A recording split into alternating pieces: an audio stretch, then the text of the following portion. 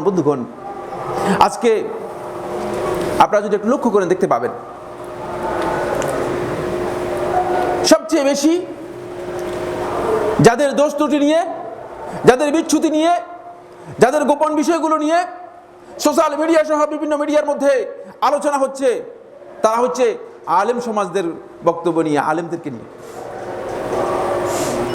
আমি এর আগে আমার একটি বক্তব্যের মধ্যে স্পষ্ট করে আমি বলেছিলাম, সেটা হচ্ছে এই 1941 সন থেকে আরম্ভ করে 2018 সাল পর্যন্ত বাংলাদেশে এবং এই বিশ্বে তবলিগি জামাতের কাজ করেছে।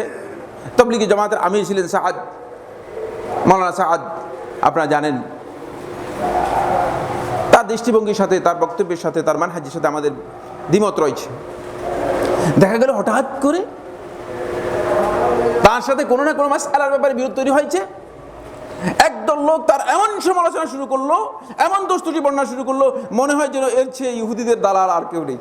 তিনি নিজে তবলিগের মধ্যে তার জন্ম, তার দাদা তবলিগ, দাদা তবলিগের প্রতিষ্ঠাতা, নানা তবলিগ, শ্বশুর তবলিগ, সবাই তবলিগ। আমাদের বন্ধুগণ এটা নিয়ে এত বেশি বিশৃঙ্খলা করলেন। সোশ্যাল মিডিয়াগুলোতে আপনারা যদি দেখেন, ইন্না লিল্লাহি ওয়া ইন্না ইলাইহি রাজিউন, আমি খুব কষ্ট পেয়েছি। আমার সাথে তার আকীদাগত পার্থক্য রয়েছে, দৃষ্টিভঙ্গির পার্থক্য রয়েছে, কিন্তু কোন আলেমদেরকে নাজেহাল করা, আলেমদের ত্রুটি বিচ্যুতিকে মানুষের সামনে তুলে ধরে লাঞ্ছিত করার এই অপরাধকে আমরা কোনোভাবেই বরদাস্ত করি না, আমরা কোনোভাবেই এটা পছন্দ করি না। এটা সে যেই পর্যায়ের হোক না কেন, সেটা যেই ধরনের হোক না কেন। ফলে আমরা এটার প্রতিবাদ করেছি, বলেছি এই কাজটুকু আপনারা করছেন, সীমালঙ্ঘন করতেছেন, আপনারা সীমালঙ্ঘন করতেছেন। আমাদের একদল বন্ধু আছে, তারা কথা যখন বলে এমন চরমপন্থা অনুসরণ করে যে চরমপন্থার কোনো ধরনের সাইজ নেই। ইসলাম এই ধরনের চরমপন্থার সুযোগ দেওয়া হয়নি। সমালোচনা করলে এমনভাবে সমালোচনা করবে, মানে সমালোচনা করতে। এর আগে তারা একজন, আপনারা জানেন, ডক্টর জাকির নায়েক সম্পর্কে সমালোচনা করেছে। একজন ডক্টর, একটু স্কলার, ইসলামের উপর তার গবেষণা রয়েছে, সারা পৃথিবীর মানুষ তার এই গবেষণাকে স্বীকৃতি দিয়েছে। এই স্বীকৃতি স্বরূপ তিনি বিশ্বের সর্বশ্রেষ্ঠ সম্মানজনক যে পুরস্কার, কিং ফয়সল পুরস্কার পেয়েছে। কিন্তু একজন লোক তার সমালোচনা করতে গিয়ে এমন এক পর্যায়ে নিয়ে গেল, মনে হয় যেন সে পৃথিবীতে সবচেয়ে নিকৃষ্টতম মানুষ, শয়তানের চেয়েও খারাপ। সীমালঙ্ঘন, এই সীমালঙ্ঘন, এই চূড়ান্ত সীমালঙ্ঘনের পদ্ধতি, প্রান্তিকতা, চূড়ান্ত সীমালঙ্ঘনের পদ্ধতি অনুসরণ করার কোনো সুযোগ নেই। ইসলাম এই ধরনের পদ্ধতি শিখায়নি আমাদেরকে। এই পদ্ধতি আপনারা কোত্থেকে পেলেন? ইদানিং আমি লক্ষ্য করে আসতেছি যেটা, সেটা হচ্ছে এই সোশ্যাল মিডিয়ার মধ্যে কিছু সংখ্যক আলেমের কোনো হইতে পারে কোনো একটা বিষয়ে আপনার দ্বিমত থাকতে পারে। এখানে দ্বিমত একটি কারণে রয়েছে, সেটা হলো এই, এখন যে মাহফিলগুলো হয়ে থাকে, ওয়াজ মাহফিলগুলো, আপনারা জানেন এই ওয়াজ মাহফিলগুলো এটা দাওয়াতের চেয়ে এর স্ট্যান্ডার্ড হচ্ছে যেটা, সেটা হলো এটা প্রথা, ট্রেডিশনটা এখানে সবচেয়ে বেশি গুরুত্বপূর্ণ। ফলে এখন ওয়াজ মাহফিল করা হয়ে থাকে, এই বাড়িতে ভুঁইয়া বাড়িতে ওয়াজ হয়েছে, তো আমরা মুন্সি বাড়িতে কেন ওয়াজ হবে না? অনেকটা ট্রেডিশনে পরিণত হয়েছে। এখানে হেদায়েতের কথা থাকে না। আমি আজকে আমার লাইভ প্রোগ্রামের মধ্যে স্পষ্ট করে বলেছি, এর নিচেই লেখা থাকে যে অংশগ্রহণ করে দোজাহানের অশেষ নেকি হাসিল করুন। এই যে বক্তব্যটুকু, এটা বক্তব্য যে শুদ্ধ নয় এটাও জানে না, যারা লিখেছে তারা এটাও জানে না।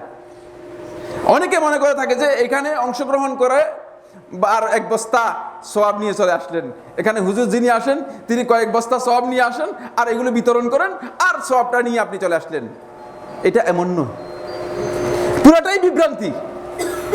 সওয়াব বিক্রি হয় না, সওয়াব বস্তায় বস্তায় করে কোনো আলেম নিয়ে আসতে পারে না। কোনো আলেমের কাছে সওয়াবের কোনো প্যাকেট নেই, বরং তিনি আসতেছেন আপনার কাছ থেকে দাওয়াত নিয়ে, তিনি টাকা নিয়ে যাবেন আপনার কাছ থেকে। আপনি কোত্থেকে সওয়াব নেবেন?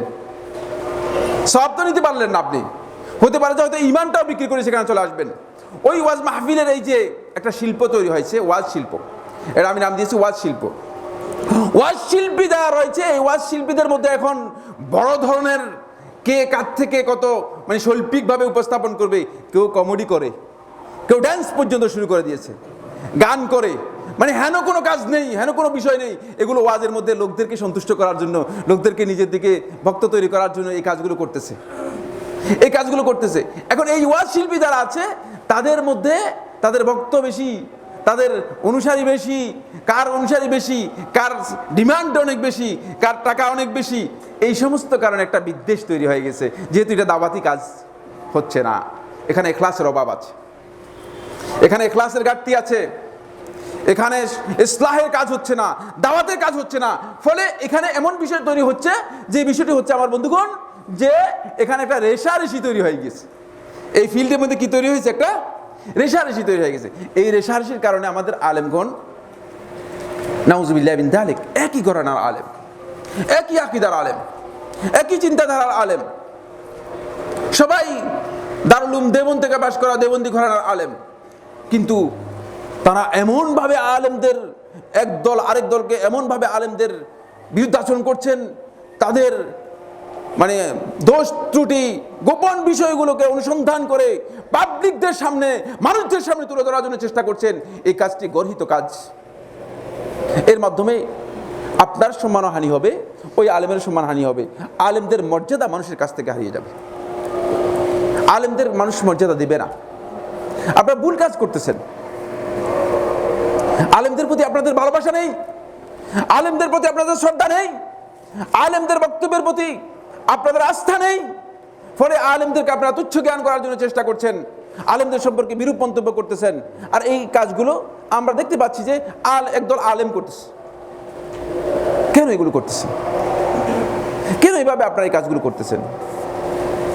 মানুষদের দোষ ত্রুটি মুক্ত একেবারে নিষ্কলুষ ব্যক্তি এই পৃথিবীর মধ্যে কাকে পাবেন? আছে কিনা কোনো এমন কোনো ব্যক্তি আছে যে নিষ্কলুষ, যার কোনো অপরাধ নেই, যার কোনো গুনাহ নেই? এরকম ব্যক্তি পৃথিবীতে কোথায় পাবেন? শুধু মুহাম্মদ সাল্লাল্লাহু আলাইহি ওয়াসাল্লামকে আল্লাহ রাব্বুল আলামিন বলেছেন, ওয়াকাদ গাফারাল্লাহু লাকা মা তাকাদ্দামা মিন যামবিকা ওয়া মা তাআখার। আল্লাহ সুবহানাহু ওয়া তাআলা আপনার পূর্বাপর যত বিচ্যুতি রয়েছে সবটাকে ক্ষমা করে দিয়েছেন। শুধুমাত্র মুহাম্মদ সাল্লাল্লাহু আলাইহি ওয়াসাল্লাম সম্পর্কে বলা হয়েছে, আর দুনিয়ার কোনো ব্যক্তি সম্পর্কে যে কথা বলা হয়নি। সুতরাং কেন আপনি এই লোকদের আলেমদের ত্রুটিগুলোর পিছনে লেগে গিয়েছেন?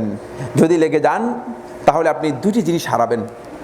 এক নম্বর হচ্ছে আপনি নিজেও লাঞ্ছিত হয়ে যাবেন, আপনার ঘরেই আপনি লাঞ্ছিত হয়ে যাবেন। যেহেতু তাতাব্বা আল্লাহু আওরাতিহি, তার দোষ ত্রুটিগুলোকে, তার গোপন বিষয়গুলোকে আল্লাহ রাব্বুল আলামিন প্রকাশ করে দেবেন। এই শাস্তি আল্লাহ তাআলা দেবেনই দিবেন। এই শাস্তি থেকে বাঁচার কোনো উপায় থাকবে না, এই শাস্তি আপনারা পেয়ে যাবেন। ফলে আমি আলেমদেরকে অনুরোধ করব, কোনো আলেমের যদি কোনো ভুল হয়, কোনো আলেমের কোনো মিস্টেক হয়, হতেই পারে, আমি কথা অস্বীকার করছি না।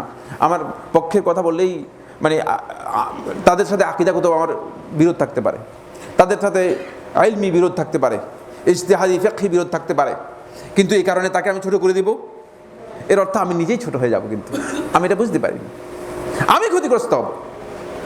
তার ভুলটুকু আমি কোরআন এবং হাদিসের দলিলের ভিত্তিতে কথা বলবো, তাকে আমি লাঞ্ছিত করব না। তাকে লাঞ্ছিত করার মধ্যে আমার কিছুই নেই। আমি কোরআন এবং হাদিসের বক্তব্য দিব এবং এই মানহাজকে অনুসরণ করার জন্য চেষ্টা করুন। নবী সাল্লাল্লাহু আলাইহি ওয়াসাল্লাম অপরাধীকে নিয়ে আসার পরে অপরাধীর ব্যাপারে নবী সাল্লাল্লাহু আলাইহি ওয়াসাল্লাম যে অবস্থান নিয়েছে সেই অবস্থান গ্রহণ করার জন্য চেষ্টা করুন। ফলে আমি আপনাদেরকে বলবো যেটা, সেটা হচ্ছে এই বন্ধুগণ যারা সোশ্যাল মিডিয়ার মাধ্যমে এই ধরনের প্রচারণার কাজ করতেছেন, আপনারা একটু সতর্ক হন। আল্লাহ রাব্বুল আলামিনের দোহাই দিয়ে আমি আপনাদেরকে বলতে চাই, আপনারা যে কাজটি করতেছেন এতে নিজেদের ইজ্জত নষ্ট করছেন। আপনি হয়তো মনে করছেন যে এই আলেমটাকে ছোট করে দিয়েছি, সেই আলেমকে কতটুকু ছোট করছেন সেটা জানা নেই, কিন্তু আপনি যে অনেক ছোট হয়ে গিয়েছেন এতে কোনো সন্দেহ নেই। যেটি আমি অল্প আগেই আপনাদেরকে বলেছি যে রাসূল সাল্লাল্লাহু আলাইহি ওয়াসাল্লাম বলে দিয়েছেন, আর এই শাস্তি কিন্তু আপনারা দুনিয়াতেই পেয়ে যাবেন। ফলে আলেমরা আজকে আলেমদের ইজ্জতটা, আলেমদের মর্যাদা, আলেমদের সমালোচনা এখন সবচেয়ে মানে সহজ কাজে পরিণত হয়ে গেছে, সহজ কাজে পরিণত হয়ে গেছে। সর্বশেষ ইবনে আসাকির রাহমাতুল্লাহ আলাইহি তার তারিখে দিমাশকের শুরুতে একটি আসার বর্ণনা করেছেন। কেউ কেউ এটাকে মারফু বর্ণনা করেছেন, তবে মারফু বর্ণনা শুদ্ধ নয়, এটি মওকুফ বর্ণনা সহি সাব্যস্ত হয়েছে। ইবনে আসাকির দিমাশকি রাহমাতুল্লাহ উল্লেখ করেন, তিনি বলেন, ইয়াকুম ওয়া লুহুমাল উলামা ফাইন্নাহা মাসমুমা, খবরদার তোমরা সতর্ক হও, ওয়া লুহুমাল উলামা, আলেমদের গোশত খাওয়া থেকে, আলেমদের গোশতকে ফাইন্নাহা মাসমুমা, কারণ এটা হচ্ছে বিষাক্ত। আলেমদের গোশত হচ্ছে বিষাক্ত। এমনি যদি একজন মানুষের গোশত খেয়ে ফেলেন, খেয়ে হয়তো হজম করে ফেলতে পারবেন, কিন্তু আলেমদের গোশত খাবেন তো বিষাক্ত গোশত খাওয়ার কারণে হজম করতে পারবেন না। যারা এই গোশত খাবেন তারা সবচেয়ে বেশি ক্ষতির কাজের মধ্যে লিপ্ত রয়েছেন। এই জন্য মানুষের দোষ ত্রুটি নয়, আমি আমার দোষটুকু দেখি, আমি আমাকে সংশোধন করার জন্য চেষ্টা করি। বন্ধুগণ, শয়তানের তরিকা অনুসরণ করবেন না, বরং নবী সাল্লাল্লাহু আলাইহি ওয়াসাল্লামের তরিকা হচ্ছে, নবী সাল্লাল্লাহু আলাইহি ওয়াসাল্লাম দোষ ত্রুটি গোপন করতেন, বরং এই গোপন করাটাকে সহিহ মুসলিমের হাদিসের মধ্যে রাসূলুল্লাহ সাল্লাল্লাহু আলাইহি ওয়াসাল্লাম বলেন, মান সাতারা মুসলিমান, যে কি ব্যক্তি কোনো একজন মুসলিমের ত্রুটিকে গোপন করবে, সাতারাহুল্লাহু ইয়াউমাল কিয়ামাহ, আল্লাহ তাআলা কিয়ামতের দিন তার ত্রুটিগুলোকে, অপরাধগুলোকে গোপন করে দেবেন। এই বিষয়টা যদি আপনি সামনে রাখেন, হয়তো আপনার কাছে বিষয়টি উপলব্ধি করা সহজ হবে। আল্লাহ সুবহানাহু ওয়া তাআলা আমাদের সবাইকে তৌফিক দান করুন। আকুলু কাউলি হাদা লি ওয়া লাকুম ফাস্তাগফিরুল্লাহ লি ওয়া লাকুম ফাস্তাগফিরুহু ইন্নাহু হুয়াল গফুরুর রহিম।